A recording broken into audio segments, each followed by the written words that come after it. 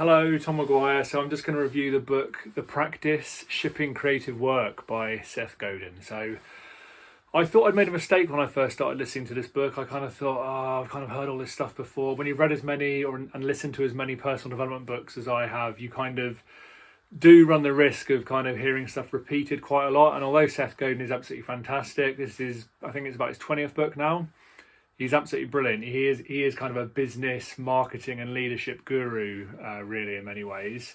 I've only read one other of his books, which was This Is Marketing. I did a review about a year ago on that one, I think. But I'll probably do another one at some point because it was a pretty poor review. It was just me in the car just chatting, really.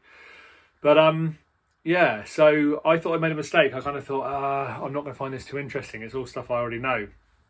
And to be fair, there wasn't anything massively new, to be fair, but the way he's put the book together and the way he explains things, I think is really, really good. If you're new to personal development, I think it's really, really worthwhile listening to this one or reading it. If you're into personal development and you're kind of used to this sort of stuff, I still think it's worthwhile. I think this is probably one that's worthwhile buying in hard copy so that you can refer back to it.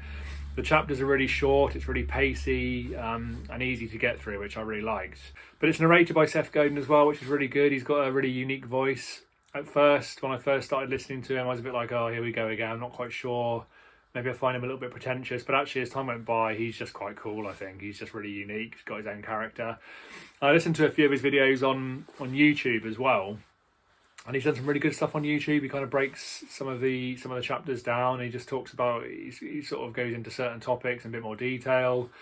And some of it's just really, really interesting. But I was thinking today I went up on our roof to try and fix our Christmas decorations up. And it's always something that kind of, a few weeks before starting to do it, I get a bit scared because I know I've got to go up there. And I don't particularly mind heights, but I'm not very keen on ladders. I always feel unsafe after a certain height. I just feel like I'm not safe. But once I'm on the roof, I'm kind of okay because I feel like I'm a bit more secure. But I made myself get up there, and I got up there and I got to the top and I saw my wife and brother-in-law on the other side, and they were sort of laughing and looking up at me. And I suddenly had this negative feeling this negative voice come into my head, which I don't normally get. And it was just basically saying, oh, you're going to get stuck now. What if you're stuck up here? What if you can't get back down? Because I had no ladder or anything. I just had to shuffle down the tiles backwards. Kind of just edged my way back down and got back down again. But it just kind of struck me that I don't think I often push myself to do things that scare me often enough, really, because I think probably like most people, I live within my comfort zone a bit too much. And one of the reasons I started doing this channel was to get out of my comfort zone and to push myself a little bit more, because when I first started doing this sort of stuff, the thought of putting myself out to potentially hundreds or thousands of people on the internet was kind of terrifying, really. But the more I'm doing it, the less bothered I am. I still get a certain buzz from doing it. If it was easy and I felt like I was perfect at it, then I wouldn't be achieving anything anymore and I might as well stop and do something else. So I think you need to be a little bit scared to keep growing. And I think that's kind of the message that's kind of relevant to this book in some ways. What Seth is basically saying in this book is very much the same as The War of Art by Stephen Pressfield. And that was kind of when I first listened to it, I thought, it's The War of Art repeated, but it isn't. It's a little bit different. He puts his own kind of spin on things. But in The War of Art by Stephen Pressfield, he talks about the resistance and how when you're trying to do creative work, you're always going to feel the resistance. It's always there trying to stop you. That voice in the back of your mind telling you can't be bothered, you haven't got enough time, you're not comfortable enough, you haven't got enough stuff going on, or whatever it is, that resistance is there. And Seth Godin talks about it as well, and he actually mentions the book, The War of Art, so he likens it. I think he was motivated, or I think he was influenced by The War of Art, I should say. And he says that he's friends with Stephen Pressfield and stuff, and he's talked about it and whatnot. It's kind of that resistance, the idea of that resistance that gets in our way to stop us from doing creative work or stop us from being the best version of ourselves. And both of them basically say that resistance should be used as a kind of guidance, really, that when you feel it, you know that you're onto something, you're kind of doing something that's worthwhile. We're not going to feel resistance when we're just comfortable and kind of taking it easy. We're only going to feel it when we're stepping outside of our comfort zone. And so I felt massive resistance going up that roof, but I tried not to think about it. I just got on with it and got up there. And then when I got up there, the voices came into my head to try and freak me out and try and make me freeze until the bloody fire brigade came out, which would have been extremely embarrassing. And that was kind of my biggest fear, was that I'd completely embarrass myself in front of everyone. More so than falling, to be honest. I'd almost would rather have just fallen off. But I managed to get back down. But I felt better afterwards for doing it. I felt better that I'd actually achieved it because it had been building up in my mind and scaring me for a while. But once I'd overcome it, I just felt so much better. And it was pretty terrifying at the time. But once you've done it, you look back and think, And kind of the more scary something is that you do, once you've got through it, the better you feel. So I think that's really important, this idea of resistance. He's talking about it more in terms of artistic work, so entrepreneurship, writing, being an artist, whatever it is you do that's kind of creative. You're trying to get your content or your voice, your message out there to people. We get imposter syndrome, which is something I've talked about before. And he says that imposter syndrome does exist. It's something that is basically very natural. As a human being, you're going to feel like an imposter. Just by very nature of doing something that's new to us, we're going to feel like we're an imposter. You're starting off as a beginner, so you're going to feel that way. And again, he says if you feel that, then you're probably onto something. It's probably your mind telling you that you're onto something, that you're going the right direction, because you're starting something, you're pushing yourself. Crazy success, this huge success that people get, this stuff doesn't guarantee it. So it's relevant. I think it's relevant to my YouTube channel as well. I kind of think, I get this. I've done this to get this content out there to people because I want to make a difference. And he says that creative work should be generous. We shouldn't be trying to do it. We shouldn't be doing creative work thinking that we're going to get something in return. We should be doing it generously to try and improve situations, to try and make a change in the world. And that reminded me, that made me think of me doing what I do on here. I'm doing this channel because I want to practice and get better and improve myself. But at the same time, I want to leave book reviews to my kids. I want to leave reviews to you guys, to subscribers, to anyone else who comes across the channel.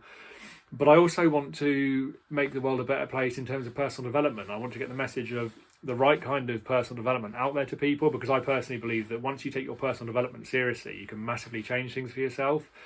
It's massively changed things for me and my business. I've had my business now for 6 years. My wife training and consultancy, which is, we're doing really well with that. I started doing coaching a few years ago as well, because coaching kind of went alongside the consultancy and the training of senior management and things. But I now train people one-to-one over the phone in England, but also abroad as well. And I really enjoy doing that.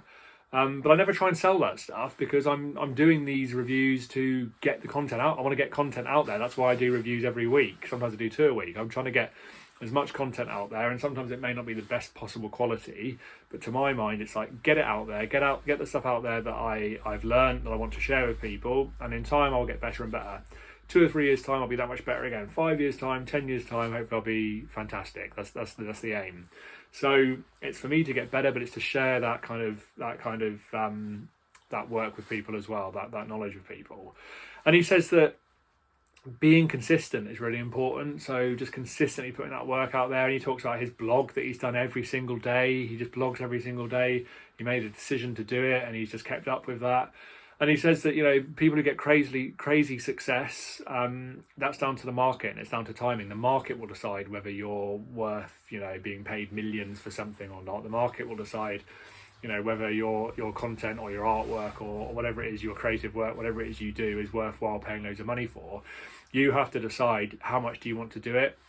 Do you believe enough in what you're doing, and are you prepared to put the work in? Basically, he says there's work to be done. Do you want it enough? And if you don't, he says that's cool. That's absolutely fine. You don't have to. It's at the stage where you want to do it, you want to put the work out there, and you will get better. And he says choose to be peculiar as well. He says choose your own voice, stick with your own voice. Don't copy other people. Be unique. Be the person that you are, and practice being the person you are, because there's plenty of other versions of the other people. There's absolutely no point in trying to copy. You have to be you and give your unique sort of power and creativity out there to the market. He says forget about authenticity. He says consistency is so much more important. We haven't been authentic, he says, since we were babies, and this was on one of his YouTube videos. He says this.